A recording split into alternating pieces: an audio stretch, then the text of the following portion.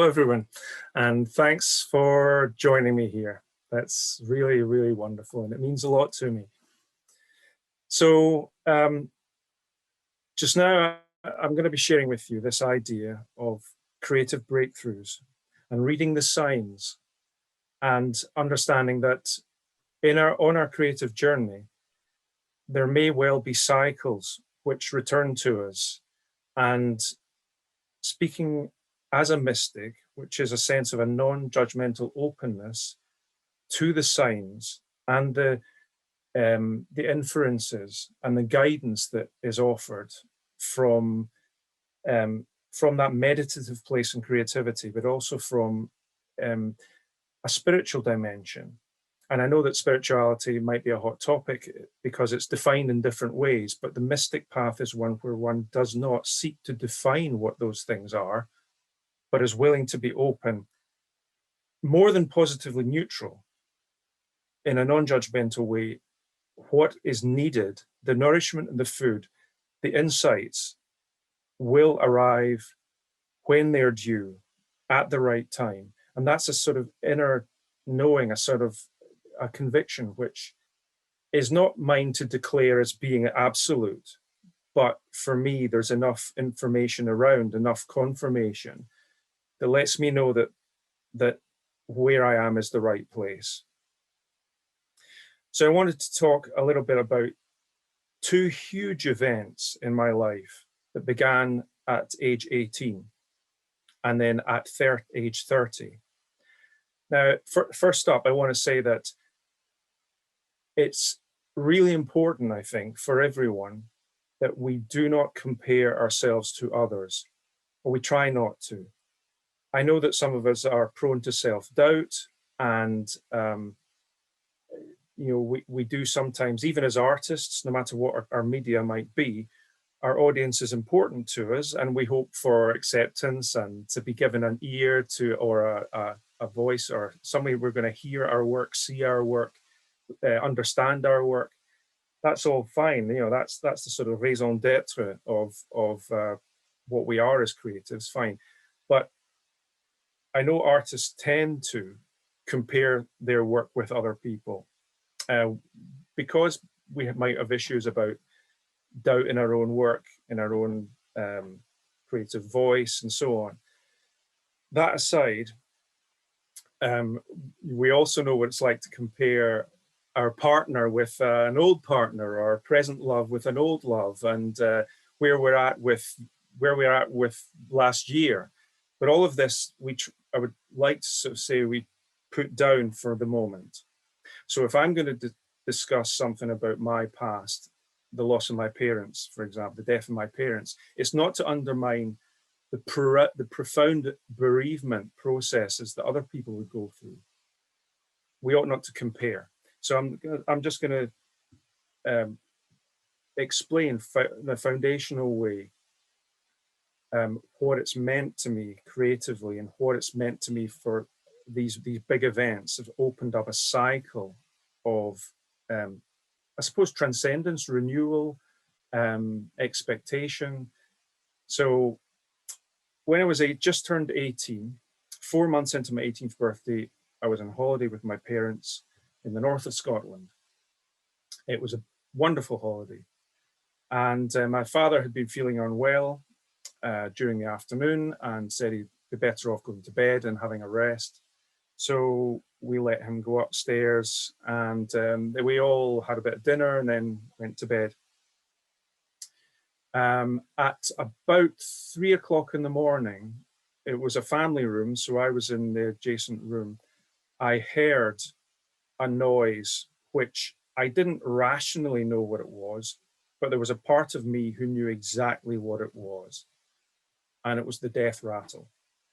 It's not a sound I could describe, but a part of you knows what it is when you hear it, and you are awake immediately and you're on the case. So I burst through into the room, and my mum was already woken up with the light on, and there was my dad, motionless on his back in bed, with this noise. And all you wanted to do was stop this noise, calm it down, somehow calm it down.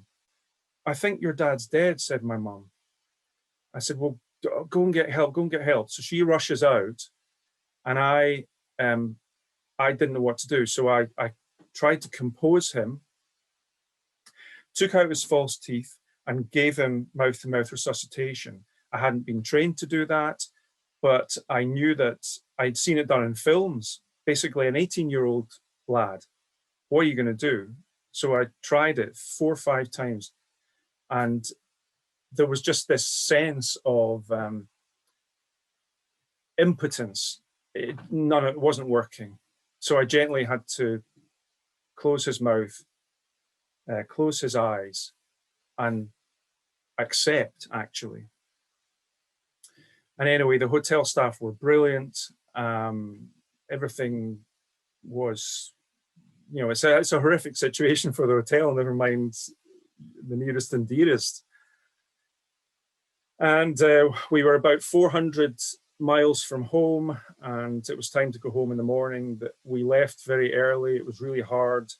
The doctor had examined my father and pronounced the death certificate and so on. So we got in the car, my mum and I, and left. And we pulled over because I must have been desperate for the loo or something. And I remember seeing the sun rise above on the fields. The sun was rising, and it was intense knowing that sunshine was the sunshine that my father wouldn't see. Now, as I say, I'd been 4 months into my 18th year, and the second time when I was 30, this is it was my mum's turn. I'd been calling her for all day and she wasn't answering. The phone was engaged. And I finished work, and I thought I'd beetle over there as soon as possible to see what was going on, because it couldn't be explained. I was phoning friends. Was she on the phone to you today? No. So anyway, I went over there. The curtains were all shut. The car was in the drive. The dog was barking, and but there was no answer to the door. I thought, this is just crazy. What's going on? So I broke in through the kitchen window, smashed the glass, broke in, climbed down into the kitchen, let the dog out, called for mum, ran through and up the stairs. And even though rationally I'm thinking, everything's saying there's something wrong here, there was this idea that it wasn't going, you couldn't accept what was happening, even though there was a part of you knew what you're going to find. So I enter mum's bedroom, and she's lying by the bed on the floor with the phone partly off the hook. I lifted her off the floor and put her on the bed and gave her dignity back. And the same thing happened, this sense of impotence. And I just clenched my fists. It was as if, for the second time in my life, death had somehow, moments before, left the room with my parents. And I just screamed to the ceiling, oh, mom, mom, mom, mom, come back. But no matter what I felt, there was this implacable impotence. The great cycles of life had come knocking again. Now, the reason I say this is that obviously for me, these moments of intense rite of passage struck a chord that has lasted all my life. And I suffered from unintentional abandonment issues and an over concern with the brevity of life and the transient nature of existence, and so existential issues ultimately. Now, my dad died when he was 56. I became 56 at my birthday in June. And my father died on the 6th of August, which is 56 days from my birthday. And the 6th of August is, of course, tomorrow. So here am I, 56. Tomorrow is the day my dad died when he was 56. 56 days from my 56th birthday tomorrow. And a psychic had told me during the summer that this transition for me, she defined it as that I'd be healing the ancestral line. Now, returning briefly to the notion of being a mystic, any news from any party that comes to you is worth listening to. It doesn't, you know, even if a psychic says to me, it's not Holy Writ, that's her intuition speaking, or some sort of guidance from her own kindred spirits, perhaps. But it's a beautiful notion that this transition for me could heal the ancestral line. In fact, that's too wonderful to mention. And that also I will be in territory which no, as yet, I'd have to perhaps go back to my great grandfather or whatever, that any male of the family has ventured into this post 56, 6th of August thing.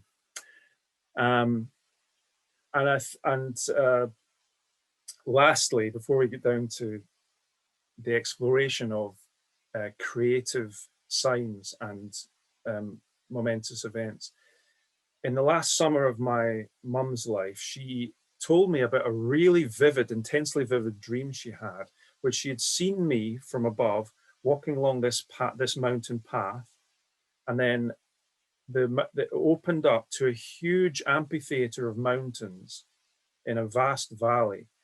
And she saw me walking along, and suddenly I literally spread wings and took off into this amphitheater of mountains and was flying and swooping, laughing my head off with a big smile. And she knew that I was free and so gloriously happy. And I've never forgotten this. And it's hard for me even today to totally believe in trust and to totally let go and to be totally open. In spite of all I say, there are still challenges for me on my mystical and creative path. That too is okay. Because whatever you are at the moment, you kind of meet the bill. You will do. You are perfect the way you are. What you are is needful for the moment. You have all the information, all the talent, all the beauty, all of the knowledge, all of the knowing at your disposal right now. You don't need to somehow have a badge of confirmation or a slap in the back from your contemporaries or a write-up in a paper or a magazine or a selling of a picture to confirm for you what is the case. So these bereavements for me and this cycle that is returning to me tomorrow might actually be so gentle. It's not going to be a firework display and suddenly everything's different and it could be so gentle and loving, this passage for me, that I am in a new kind of freedom, in a new kind of centered person who can let go of unintentional abandonment or fear of death or the brevity of life. And that's going to be an awesome experience. And I think that my dad was an artist, although it was a hobby for him. He always loved the notion of me being a fine artist and was always deeply encouraging. And there's this kind of a feeling for me where my mum's presence is always with me. And my dad is getting very close now. And it's a sort of sense of, go on, you can do this. You can be what you are. And that's pretty awesome. Now, creative breakthroughs and confirmations, creative thresholds, new beginnings do come and will come for all of us. And nor need we be anxious that we might not see the signs, because if the sign that we don't see today passes us by, rest assured another one will come tomorrow or next week And just because we don't see it, because they can be subtle things, a confirmation from a friend, a loved one, a letter, an email, an offer of some kind, but also even on a country walk or a walk in the woods, a feeling that is new, or even a nuance of something that is familiar, a new light, a new insight, may well give rise to a more beautiful song, a more beautiful symphony, a more vivid painting, a more vivid poem, or a story, a quality of story that you've not written before. And that those things will arrive because creativity is a kind of a miracle. Out of nowhere, something that never existed before comes into being. And we know that from the way we have been creative, that always kind of happens. Yes, we have creative blocks, but so the sun goes behind a cloud, doesn't it? And I know that in mindfulness sessions, the buzzword these days is that the clouds pass across the sky and they'll go away, and all this kind of thing. And we get so familiar with these ideas that we can kind of dismiss them. They're ubiquitous, and boy, we've heard that before, haven't we? But it is true, in a sense. You can let yourself believe that the creative block will end at the right time, and that there are moments of breakthrough, just as there were before, so there will be again. If anything about looking in the past, looking at your journey can tell you the journey goes on, you will meet that target with destiny. Let us recall that the world is a spookily ancient orb of rock. The universe, it took 13 billion years for the right circumstances to come along to make you exist in your way today. Whatever you are has never happened before, which in itself is a miraculous thing to say when you think of human race being the billions that there are out there. There must be some similarities around, but no. Even amongst this many human beings, every single one is so unique. It's beautiful and miraculous. And that your song, the song of your heart and your creative pulse, has never been seen, never been heard before. That is certain. The unique way that we put together our things, you could say, oh, it's not new, it's newly made. Newly made in such a unique way, never been seen before. And that is at our disposal. And so too the signals that we read in our lives and the cycles that return to us it's our narrative, no one else's.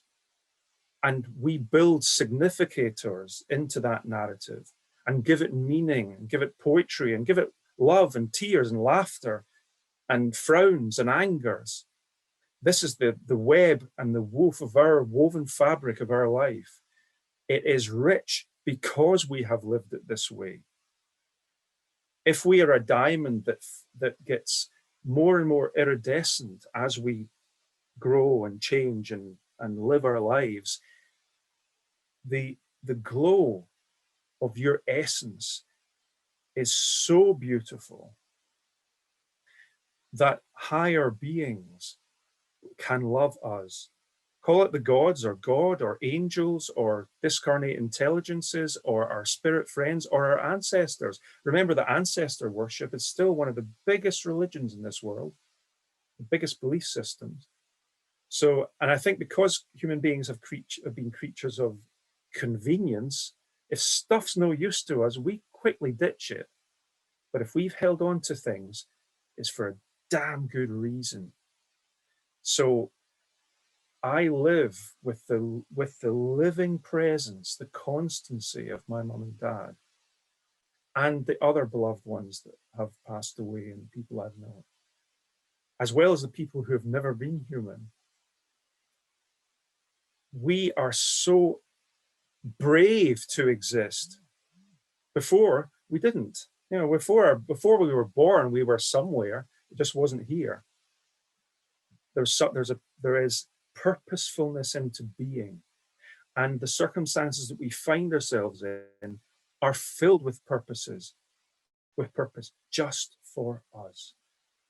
The information that we need to meet tomorrow's dawn with a fresh face, even if we don't feel that great, it's perfectly okay, because these are all unique expressions of ourselves.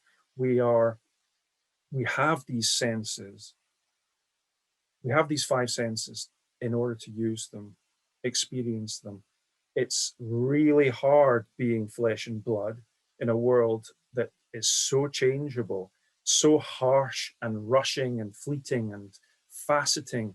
Our consciousness is fired at by flickering images, films, social media, news bulletins, everything. And our consciousness is evolving. As we meet our creative signposts and our creative thresholds, we are evolving through those, but also because of the society we've all created and contributed to. And as society starts to get more and more complex and changes, it's like a strobe light, in fact. It's dizzying. And we're almost teetering on a pivot point of consciousness where we are profoundly sensitized and sensitive. You might imagine that it could slip into schizophrenia or transcendence. But I don't think we should necessarily get to this either or scenario, because whatever's happening is purposeful and meant to be. And that's back to this notion of acceptance again. I don't know what it's like I can't imagine what it's like to have parents that have aged throughout the course of my life. For me, my parents are evergreen. And that's my experience. And I look at my beloved wife and talking about how old her mum's looking now and stuff. And I'm thinking, yeah, wow. But these songs, the bereavements, the losses, the wonderings, all inform my visual art. And it's no surprise that my life has been mystical and magical and odd. And I felt like an outsider after what I've been through, starting at 18, barely even aware of myself as a young man. And everything changes. Visiting my father in the, what do you call it, in the undertakers, and he's lying there so beautiful in his coffin. I thought, God, you're going to wake up. And I touched his cheek. And if anything, we're used to warmth. I wasn't prepared for this pasty ice on my beautiful dad's cheek, a man of such warmth and love. Now, these experiences, they come off the tip of my tongue now, and I hope it's not too heavy for you. But these experiences kind of underpin what I am as a creative. And my narrative is all about the adventurer who meets incredible events round the next corner when they don't expect it. Things that change them completely. Not for worse, because I think that, in a sense, it is true that we create the universe we live in. We are that clever, we are that genius, that my universe is not the same as yours. I've painted it and colored it and felt it and experienced it. And the way I explain it is precisely because of the weird ways I've lived it. And so too it is for others. And how cool it would be to listen for I don't know, a year and a day or even an afternoon coffee to someone else's song, because it must be fascinating, because I'm ever so familiar with my narrative. And that's one of the things that's so cool about the Creativity Conference, is this sharing. And I'd love to do a heck of a lot more lecturing than I do. It's so busy producing pictures. At the moment, I've got my 5th solo show is on at the moment, and I've been there every day talking to people, and talk about a strange, momentous time. So here I am talking to you, with my solo show on, and these strange cycles that are returning to me tomorrow, the completion of a journey of loss of my dad, and maybe finding my dad, and then finding me. So yes, how to read the signs. I don't know. I'm not going to say to somebody, well, I'll tell you how, I'll show you how to read the signs that you need to see in your life. It could be as simple as a book falling off the shelf, or somebody giving you a book, and the pages you find in it make you see in a new way. It could be 100 ways. The way that the coffee maker puts the pattern of chocolate on the top of your coffee on a morning tomorrow might be just the way it catches the light through the glass of the restaurant onto your coffee might just do something to you that surprises you. The smile on a bus, the word with a friend, dropping your phone in a puddle, you name it. I mean, I used certain misadventures that used to undertake, that used to happen to me, and I used to get incandescent with rage. I used to jump up and down in fury, and now, happily, it's taken a while. I laugh. I laugh. I've dropped my telephone down the toilet before and fished it out before it got too wet, and laughed about it. What are you going to do? It's just, you've got to somehow find. That's one of the adages about, or the ideas of the Buddhist monk, or the adepts in the high mountains in Shangri-La spend all of their time chuckling. Yeah, why? Is there a cosmic joke that we're missing? That's that if there's something you must find in your life, it's a belief in zest. You know, that thing, you scrape the rind off a lemon and you're cooking. You know what it's like. It has a frisson to it. Life should be for savoring, and it should be zesty, or you should be the epitome of zest. Spring into what's coming, even if it's nerve-wracking. Oh, the visit to the dentist tomorrow. Oh my goodness. He's already thinking over his breakfast. How many teeth do I have to look at today?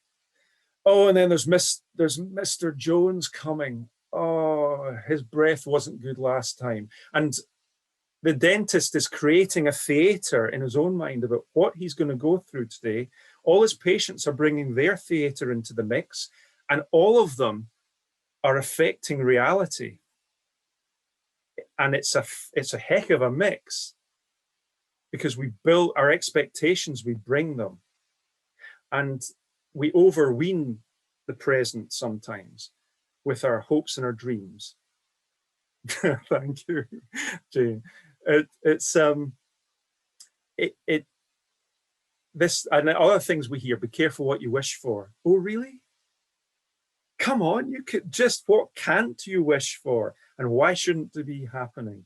Well, maybe because, I don't know, certain things aren't aligned, or I missed the signpost. So, but there'll be another one. And I think that the confidence that we can find as creative people, we create something that's never existed before. Out of nothing comes our insight that we build in unique ways. That is got to be one of the most miraculous things, that whatever art you're involved with, even if you don't feel like it, it's always waiting. It'll be there for you when you need it again. A creative block's there for a reason.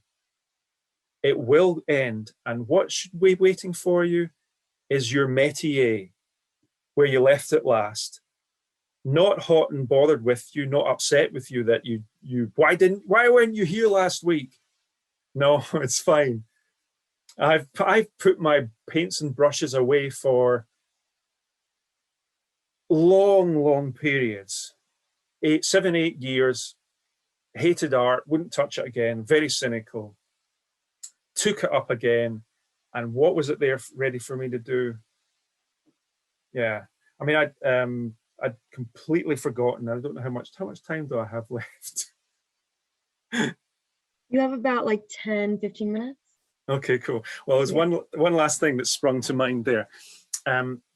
I'd done without art in my life for a long time, spurned it like I don't know what kind of lover, jealous, disdainful lover. Off went my art, booted it out of my life, and said that it was indulgent and I didn't need it anymore, and so on. On the back of all of this was that my heart arrhythmia, I contracted heart arrhythmia. It was starting to build. So the irregular heartbeat, and it started to get really bad. And I went to consultants, and I had ECG tests and dietary modifications and all sorts. And I was experiencing my heart would skip and pound every 5 or 6 seconds. It got that bad. And the more you're anxious about it, the more it's freaking out in your chest. And so it was appalling. And then the consultant and I couldn't work out what to do next, because we tried everything: no beer, no alcohol, no chocolate, no this, that, and the other, and all the tests under the sun. And about this time, I can't even remember the reason why, I got back into drawing. And I had quite large bits of paper kicking around. So I started doing these really detailed drawings of forests and trees and wilderness. And I'd been doing it on and off for about a week or two. And I suddenly noticed that there was gaps between my heart arrhythmia had appeared. And it would be like an afternoon, it was gone. But then it would come back and I would feel even worse than before.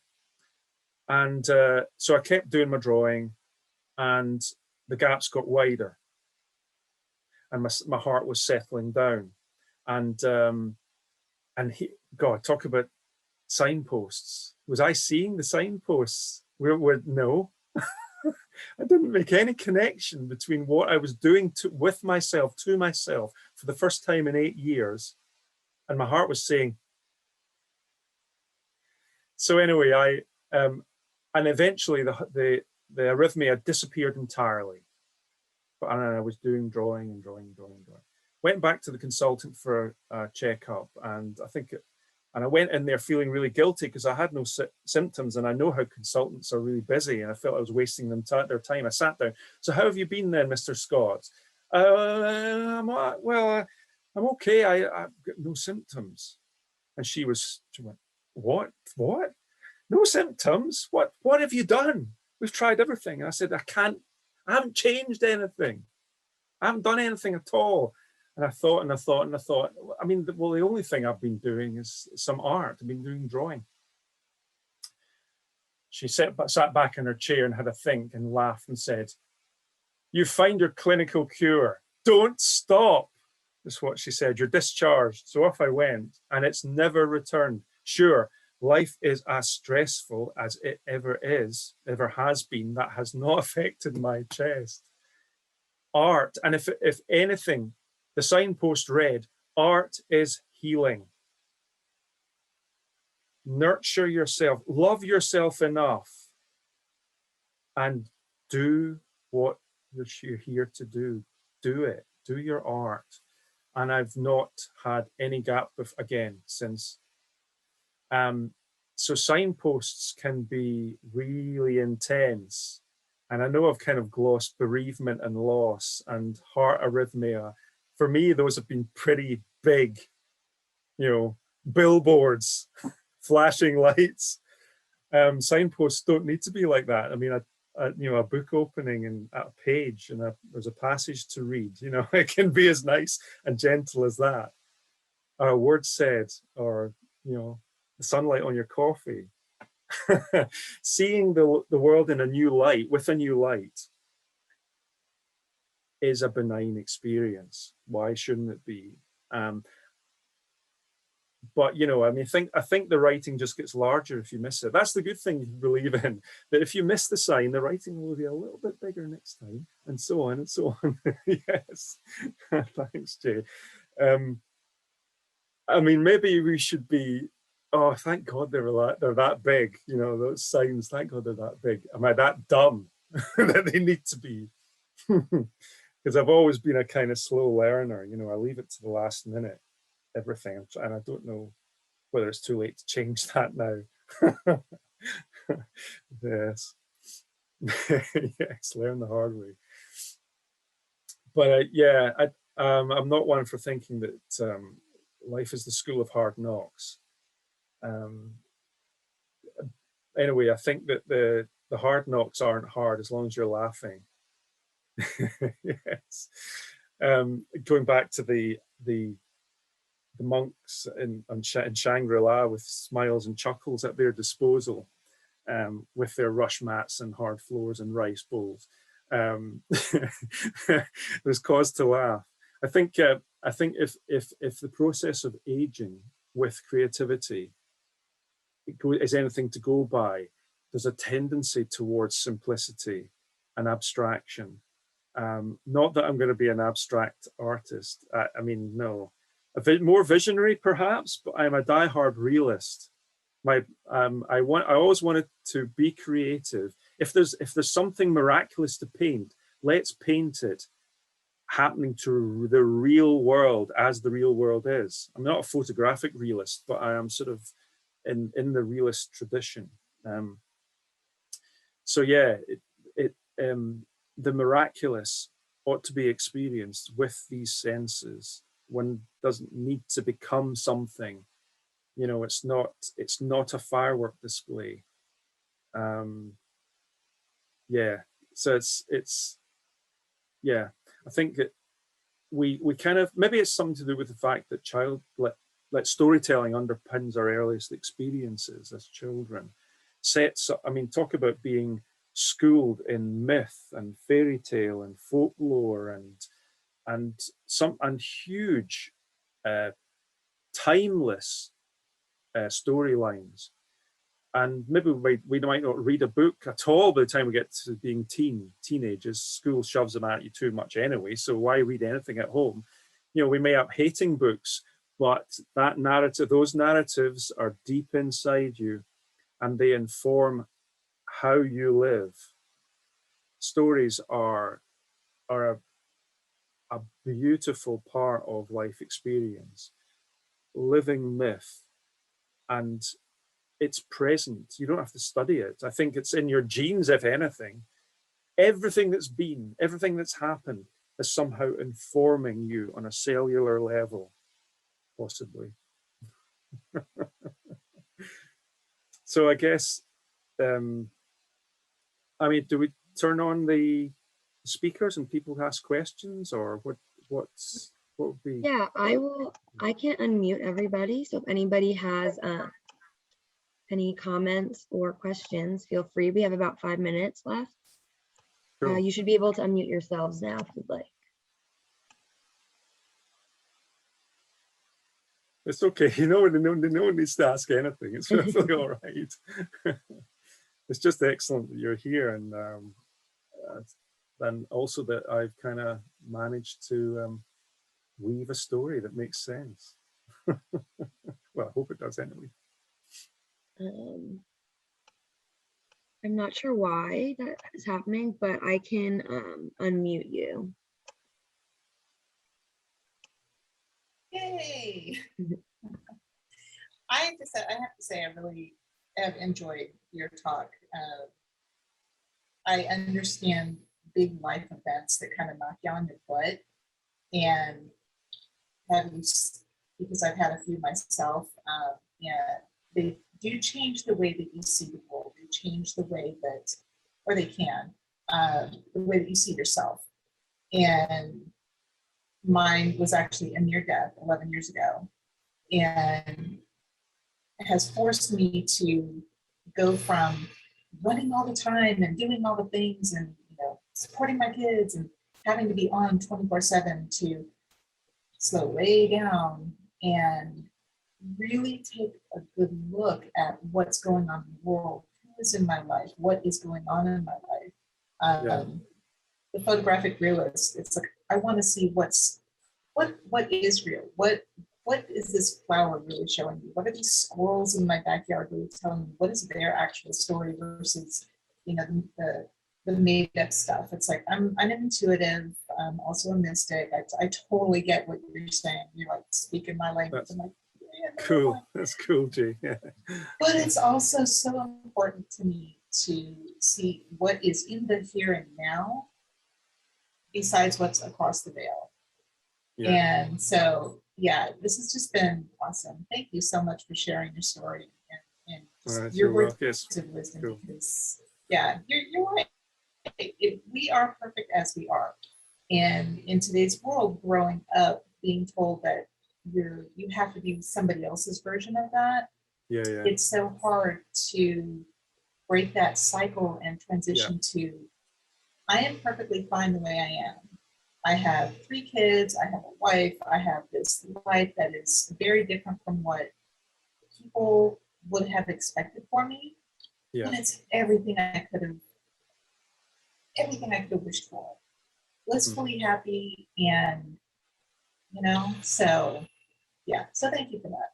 Appreciate it. Great stuff, Jay. Excellent. Bless you. Does anybody else have any more comments or questions? It's okay if not. Well, if you want to get in contact with Gordon, feel free to go to his website. I put it in the chat, gordonmscott.com. Gordon, is there any last words that you'd like to say? No, I mean, on the website, there's an email link there, so feel free to contact me anytime. Be cool, absolutely cool. But it's I don't know, if I was going to just cast a wish out there, it's the sense that you be well, do well, and get all the insights and healing and love that you dream about, because hey, it's coming.